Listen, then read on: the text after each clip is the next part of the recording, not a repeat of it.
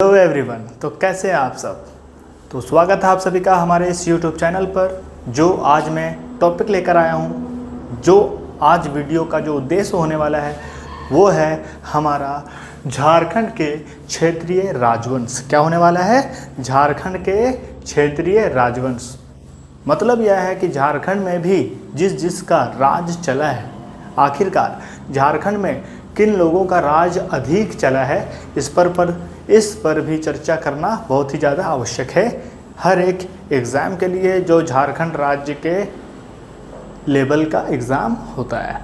अब आपका केवल ध्यान हमारे इस वीडियो में होना चाहिए। अगर आप हमारे इस YouTube चैनल पर पहली बार आए हैं तो पहले हमारे चैनल को सब्सक्राइब कर दें, जिससे मैं हर एक प्रकार के वीडियो आप तक पहुंचा सकूं, जिससे आप झारखंड के बारे में कुछ बेहतर ज़रूर सीख सकें। चलिए स्टार्ट करते हैं आज का क्लास, जो है झारखंड के क्षेत्रीय राजवंश। क्या है? झारखंड के क्षेत्रीय राजवंश। केवल आपका जो ध्यान होना चाहिए वो केंद्र पर होना चाहिए, मतलब कि हमारा जो टॉपिक है उस पर होना चाहिए, क्योंकि अगर आप समय को सही जगह पर नहीं लगाइएगा तो समय एक दिन आपको सही जगह पर ले भी नहीं जाएगा। तो चलिए आगे बढ़ते हैं और देखते हैं कि आज के टॉपिक में हमें क्या देखना है, क्या समझना है और क्या सीखना है। सबसे पहले बात करें तो झारखंड के जो क्षेत्रीय राजवंश है वो टोटल 4 कैटेगरी में बटे हुए हैं। कितने? 4 रूप में विभक्त किए गए हैं, और वो 4 रूप क्या है मैं आपको स्पष्ट तरीके से बताऊंगा, बस केवल आपका ध्यान यहाँ होना चाहिए। सबसे पहला जो राजवंश आता है वो झारखंड का जो सबसे पहला चला, उसमें चला कौन? सबसे पहला चला मुंडा राज। किसका चला? मुंडा राज।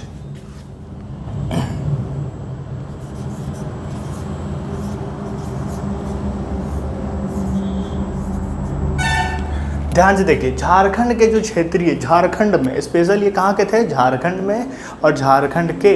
तो सबसे पहला जो राजवंश चला वो किसका राज चला? तो बोला जाए या फिर देखा जाए तो सबसे पहले चला मुंडा राजवंश का। किसका? मुंडा राज चला हमारे इस झारखंड में। दूसरा किसका चला? तो दूसरे चला कौन? नागवंश। कौन चला?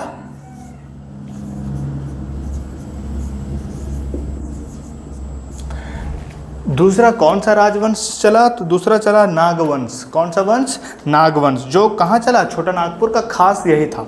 कौन था? नागवंश। तीसरा कौन चला? तीसरा पर ध्यान देते हैं हम लोग। हर एक पॉइंट को ध्यान से देखिएगा। अगर आपको कुछ भी समझने में अगर मीनिंग का किसी प्रकार से प्रॉब्लम हो तो आप हमें कमेंट में ज़रूर पूछें। तीसरा पॉइंट जो है वो हमारा है पलामू का रक्सेल वंश। कौन सा है? रक्सेल वंश। ध्यान से देखिएगा, रक्सेल।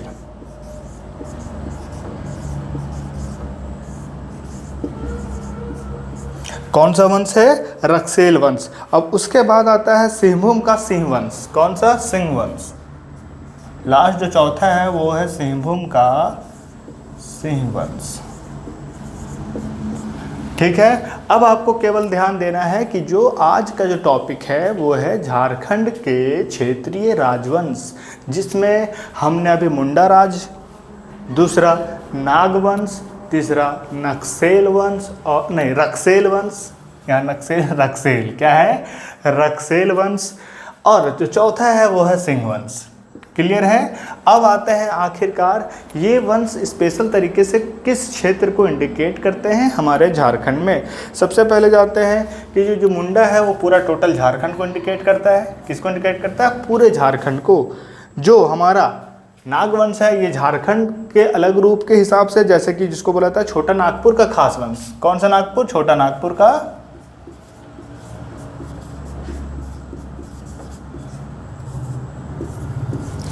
छोटा नागपुर का खास वंश के हिसाब से ये देखा जाता है। कौन सा वंश? नागवंश। क्लियर है? अब जो तीसरा है रक्सेल वंश। कौन सा वंश है? रक्सेल वंश, जो कहाँ का था? पलामू का स्पेशल दिखाया गया। कहाँ का? पलामू। क्लियर है? पलामू में स्पेशल इसको बताया गया रक्सेल वंश को। किसको? रक्सेल वंश को। और जो सिंह वंश है, कौन सा वंश? सिंह वंश।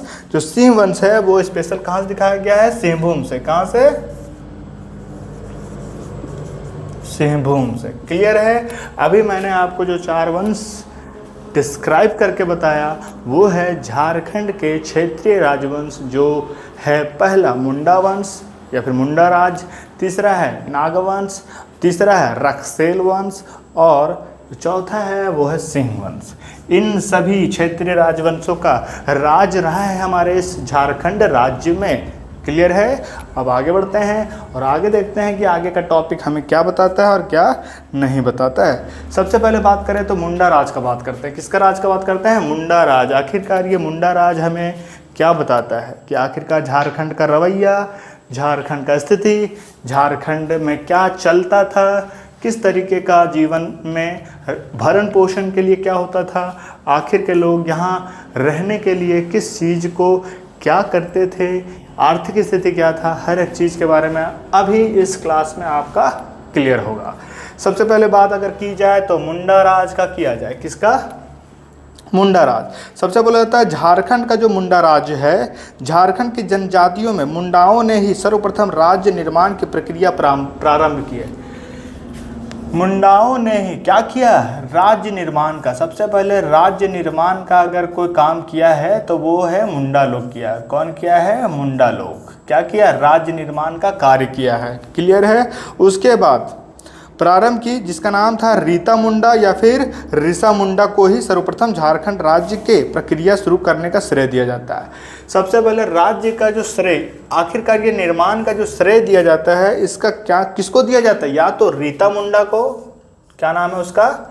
रीता मुंडा। क्या नाम है? रीता मुंडा। या फिर अगर बोला जाए तो ऋषा मुंडा। क्या बोला जाता है? ऋषा मुंडा। ठीक है।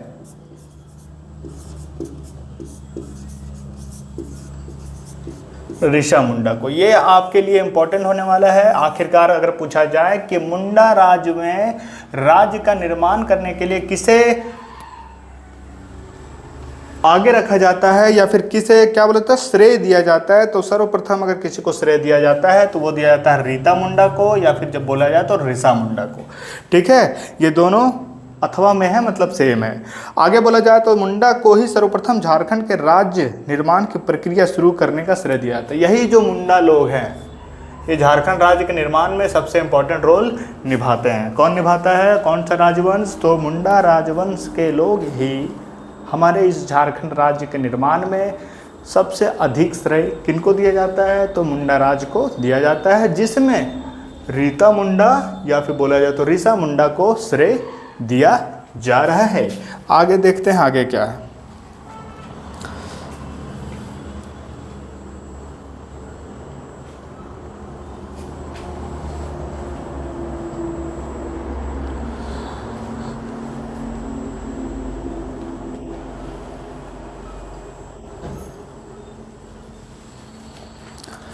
क्लियर है। अब आते हैं मुंडा राज के बाद मैं थोड़ा सा एक नाम का चेंजेस बताता हूं कि आखिरकार इसमें कुछ नामों का परिवर्तन हुआ है, उसमें क्या हुआ है। सबसे पहले बोला जाता है कि ऋषा मुंडा ने, कौन? ये ऋषा मुंडा ने क्या किया? सुतिया पाहन को। किसको? सुतिया पाहन। एक नाम आया है, कौन सा नाम आया? सुतिया पाहन। सुतिया पाहन। कौन सा नाम आया है? सुतिया पाहन। सुतिया पाहन को मुंडाओं का शासक नियुक्त किया है। ये एक नाम है, इसको क्या किया गया? मुंडाओं का शासक नियुक्त किया गया। क्या किया गया? मुंडाओं का शासक, मतलब मुंडाओं पर जो शासन करेगा वो नियुक्त किया गया। क्या किया गया? मुंडाओं का शासक नियुक्त किया गया। किसको? सुतिया पाहन को। किसको? सुतिया पाहन को। इस नव स्थापित राज्य का नाम सुतिया पाहन के नाम पर सुतिया नागखंड रखा गया। अब जब सुतिया पाहन ने मुंडाओं का शासक नियुक्त किया गया इसको, तो इन्होंने क्या किया? इसका नामकरण बदल कर क्या रख दिया गया? सुतिया नागखंड रख दिया गया। इसका नामकरण क्या हुआ? फिर जो नाम बदला गया उसमें इसका नाम क्या पड़ा? सुतिया पाहन का जो नाम है उस पर पड़ा सुतिया नागखंड। क्या पड़ा? सुतिया नागखंड। ध्यान से देखिएगा, सुतिया नागखंड जो नाम है वो क्यों पड़ा? सुतिया नागखंड जो नाम है वो इसलिए पड़ा क्योंकि ऋषा मुंडा ने जो सुतियापाहन को मुंडाओं का शासक नियुक्त किया, तो इसके अनुसार जो झारखंड या फिर सुतियापाहन का नाम था उसको क्या कर दिया गया, सुतिया नागखंड कर दिया गया। इस राजवंश का एक नाम रख दिया गया सुतिया नागखंड। क्या रख दिया गया, सुतिया नागखंड। ध्यान से देखिएगा, आगे समझने में आपको काफ़ी मदद मिलेगा कि हर एक नाम किसी न किसी और हमें लेके जाएगा। क्लियर है। अब आते हैं जो सुतिया नागखंड नामक इस राज्य का जो सुतियापाहन से 7 गढ़ों और 21 परगना में विभक्त हो गया। अब इसको क्या किया गया, ये जो सुतिया नागखंड है, सुतिया नागखंड को 7 खंड में, किसमें, 7 गढ़ में, किसमें किया गया, 7 गढ़ और 21 परगना में विभक्त कर दिया गया। कितने में, 21 परगना।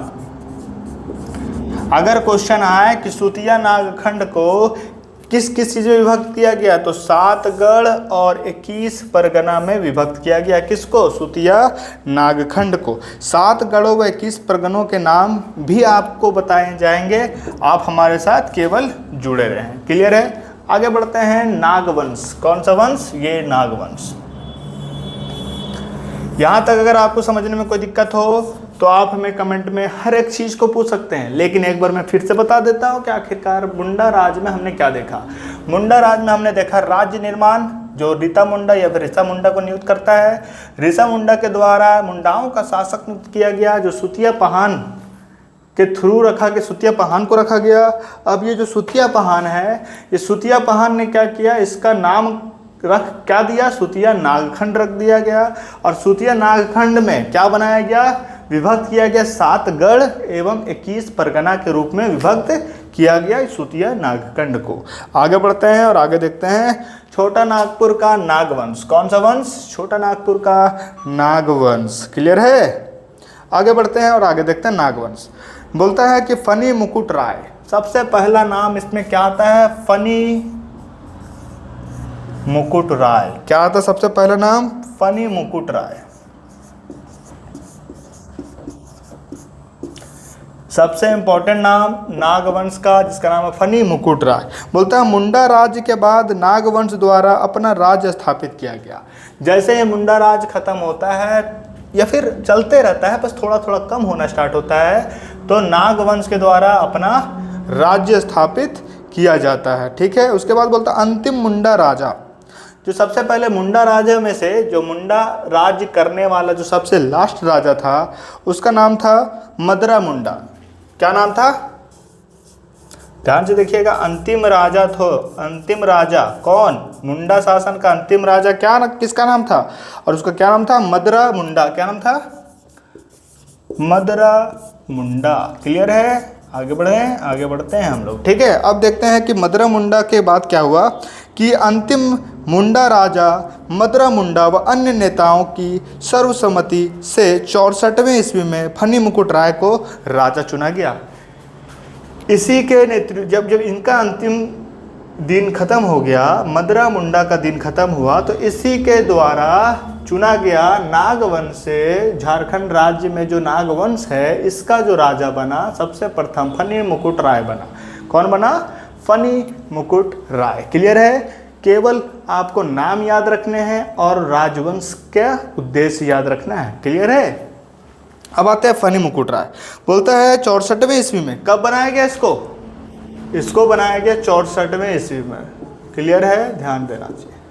64वें ईस्वी में फनी मुकुट राय को क्या बनाया गया, नागवंश का प्रथम राजा बनाया गया। इसके बाद आगे बढ़ते हैं और आगे देखते हैं क्या है कि जे रीड के अनुसार 10वीं सदी में नागवंशी राज्य की स्थापना हुआ।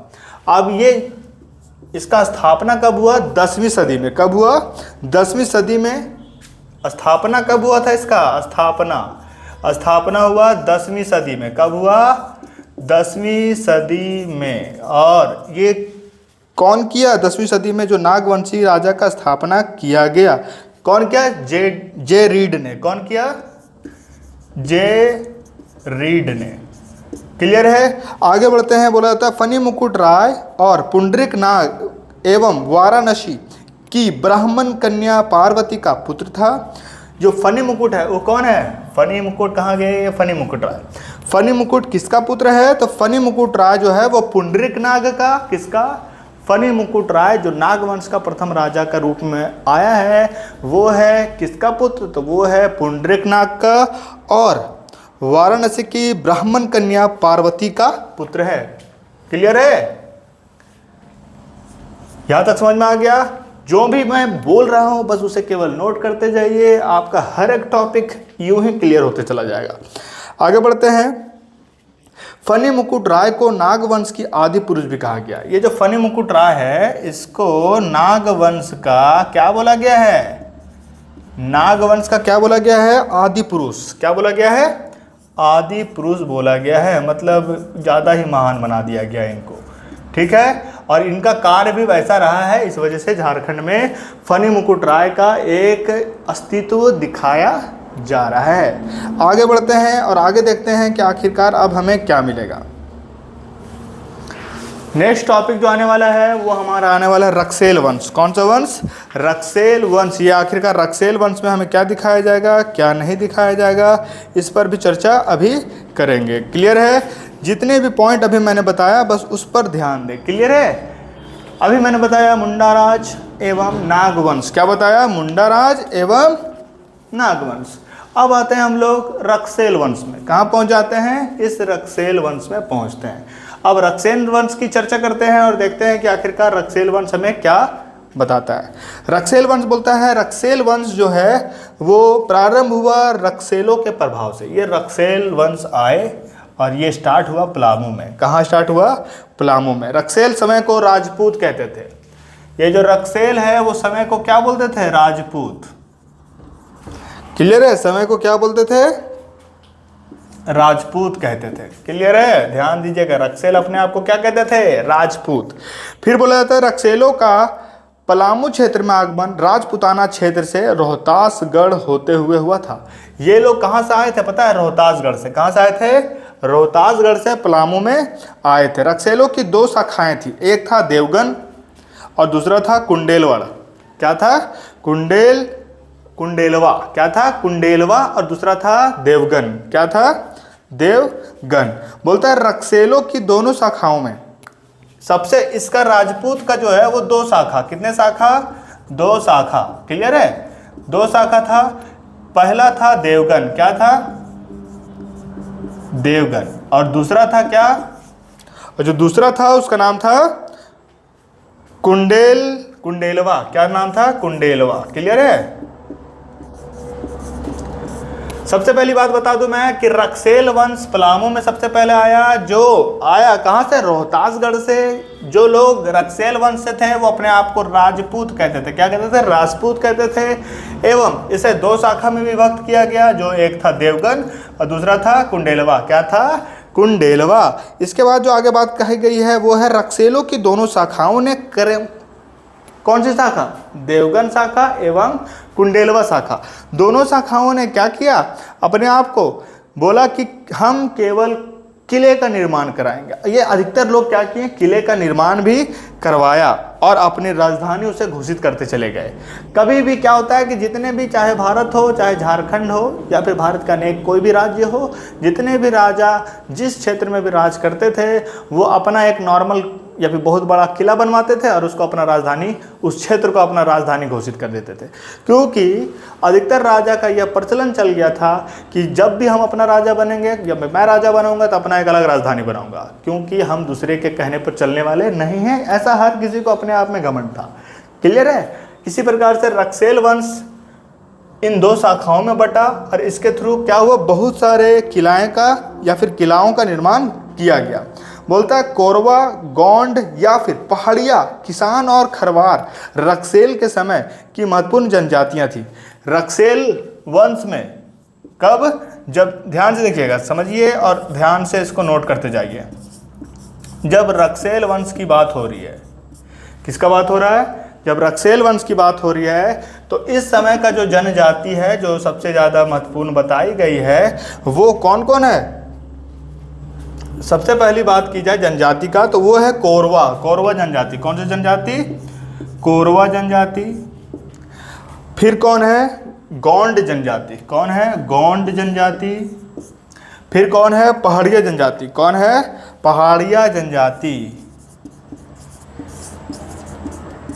पहाड़िया जनजाति एवं अन्य बहुत सारे हैं, ठीक है, जो छोटे मोटे नाम से और छोटे छोटे मोटे जनजाति के रूप से जाने जाते थे। बोला रक्सेल ने। कौन? रक्सेल ने पलामू में सबसे लंबे समय तक शासन किया। पलामू में अगर सबसे लंबा समय तक कोई शासन किया है तो कौन किया है? रक्सेल वंश ने। कौन किया है? रक्सेल वंश ने। क्लियर है? इसी के बाद क्या हुआ? पलामू में ही चेरो वंश आ गया। क्या आ गया? पलामू में क्या आ गया? पलामू में आ गया चेरो वंश। कौन सा आ गया? चेरो वंश। क्लियर है? और जब रक्सेल के बाद कौन आया? चेरो वंश। और इस चेरो वंश का स्थापना कब हुआ है? 1572 में। कौन किया है? इसका स्थापना हुआ 1572 में। कब हुआ? 1572 में। एवं कौन किया? भगवत राय ने। कौन किया? भगवत राय ने। भगवत राय ने किसका स्थापना किया? चेरो वंश का। कहाँ? पलामू में। कब? 1572 में। क्लियर है? आगे बढ़ते हैं और आगे देखते हैं। इसके बाद जो हमारा पॉइंट है वो है सिंहभूम में सिंह वंश। कौन सा वंश? सिंहभूम में। अब आते हैं लास्ट, सिंहभूम में सिंह वंश। क्लियर है? अब सिंहभूम में सिंह वंश को हम यहां देखते हैं। क्लियर है?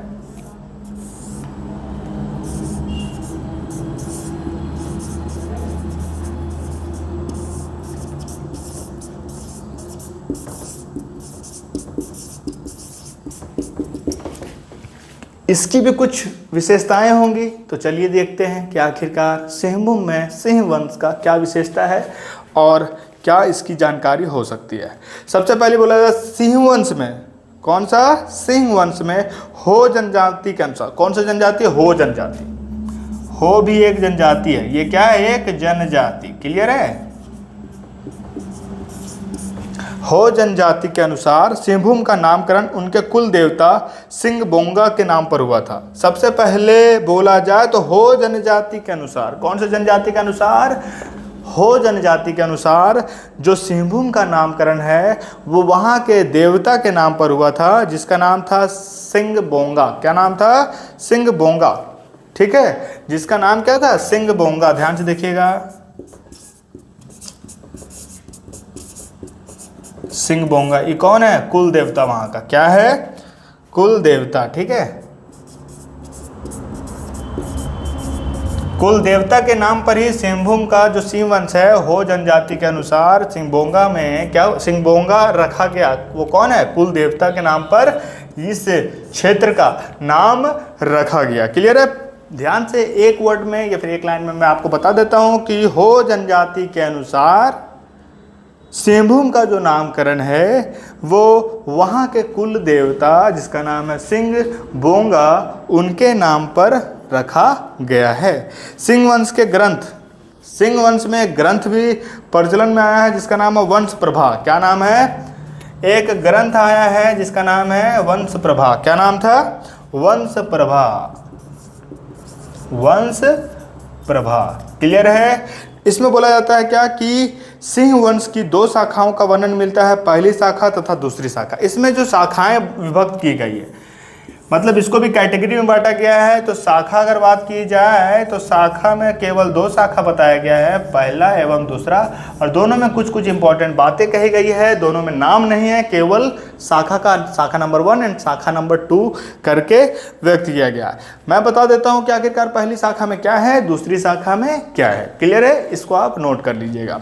पहली शाखा में बोला गया कि सिंहभूम के लोग, जिसमें सबसे पहले आता है भुइयां एवं सरकों के। कौन? भुइयां लोग एवं सरकों के लोग सबसे पहले इस क्षेत्र पर अधिकार अपना प्राप्त किए थे। 8वीं सदी के आरंभ में सिंह वंश की पहली शाखा की स्थापना किया गया था। पहली शाखा की स्थापना जो किया गया था वो किया गया था 8वीं शताब्दी में। कब किया गया था? 8वीं शताब्दी में। कौन लोगों ने किया था? हो वंश के लोगों ने, जिसको सिंहभूम में जो सिंह वंश है उन लोगों ने। क्लियर है?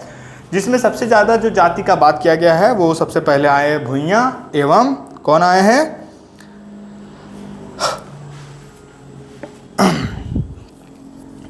सरको लोग आए, भुइयां एवं सरको लोग। ठीक है, फिर बोला जाता है इस शाखा का जो संस्थापक है उसका नाम है काशीनाथ सिंह। सबसे पहले बात की जाए जो सिंह वंश का स्थापना जो किया है 8वीं शताब्दी में, उसका जो संस्थापक है उसका नाम है, शाखा का जो संस्थापक है उसका नाम है काशीनाथ।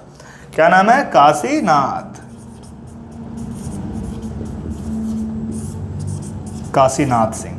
क्लियर है? आगे बढ़ते हैं और देखते हैं कि पहली शाखा का शासन 13वीं सदी तक विद्यमान रहा। मतलब जो पहली शाखा का जो शासन काल चला वो 13वीं शताब्दी तक चला। स्थापना हुआ 8वीं सदी में और शासन काल कब तक विद्यमान रहा? तो 13वीं सदी तक विद्यमान रहा। अब आते हैं दूसरा शाखा। कौन सा शाखा? दूसरा शाखा। दूसरा शाखा का जो निर्माण करता है, जो स्थापना किए हैं, वो हुआ था 1205 में। कब हुआ था? 1205 में हुआ था दूसरा शाखा का निर्माण। सिंहभूम वंश के जो दूसरा शाखा है वो 1205 में निर्माण हुआ, उसका स्थापना हुआ, जो दर्प नारायण सिंह ने किया। कौन किया? दर्प नारायण सिंह ने। कौन किया? दर्प नारायण सिंह ने किया। क्लियर है? अब ये दर्प नारायण सिंह ने जो दूसरी शाखा का स्थापना किया है, इसमें क्या बात की गई है? बोलते हैं इस वंश का दूसरा संस्थापक इसके द्वारा किया गया और इसका जो मेन संस्थापक है जिसका नाम क्या है? युधिष्ठिर। क्या नाम है? इस वंश का दूसरा शासक, ये तो प्रथम हो गया, और इसी वंश का दूसरा शासक जो है वो कौन है? युधिष्ठिर है। कौन है? युधिष्ठिर।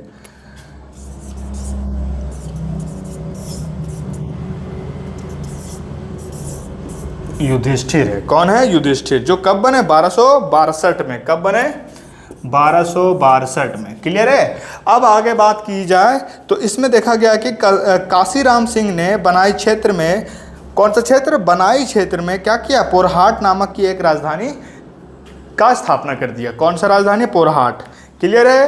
अब मैं आपको बता देता हूं कि अभी का जो क्लास है वो रहा झारखंड के क्षेत्रीय राजवंश, जिसमें मुंडा राज, जिसमें नागवंश का राज, या फिर रक्सेर वंश का राज, या फिर सिंह वंश का राज। क्लियर है? इन सारे मुद्दों को आज मैं क्लियर किया हूँ नॉर्मल एंड बेसिक तरीके से। अगर आपको इस वीडियो में ज़रा से भी कन्फ्यूजन है वो आप हमें कमेंट में ज़रूर बताएं। मैं हर एक समस्या का समाधान करने के लिए आप तक ज़रूर पहुँचूँगा और मैं आपके लिए और भी बेहतर प्रयास करता रहूँगा। मैं दीपक रंजन। क्लियर है? Thank you.